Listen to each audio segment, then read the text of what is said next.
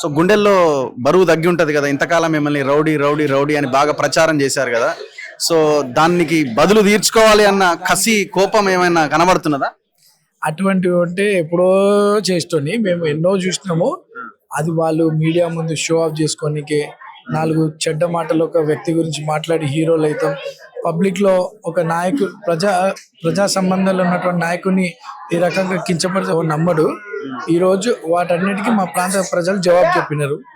So నేను దాని గురించి పెద్ద ఆలోచన చేయను. కానీ మీ ఫాదర్ ఆలోచన చేస్తున్నాడు, ఆయన కొంచెం ఇబ్బందిగా ఫీల్ అవుతున్నాడు కనబడుతున్నది. అట్లేం లేదు.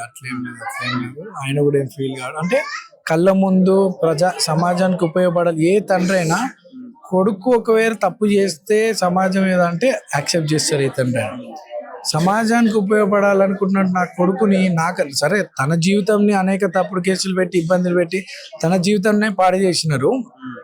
ఎన్నో ఫేస్ చేసినాం. భగవంతుడు ఉన్నాడు. ఈ రోజు కూడా చిన్న శ్రీశైలం మీద అంటే ఒక గౌరవం. హైదరాబాద్ లో అవకాశాలు రాలేవు మాకు ఎప్పుడు, లేకపోయినా ఈ వితౌట్ ఎనీ పవర్ ఈ స్టూడ్ ఫర్ కామన్ పబ్లిక్.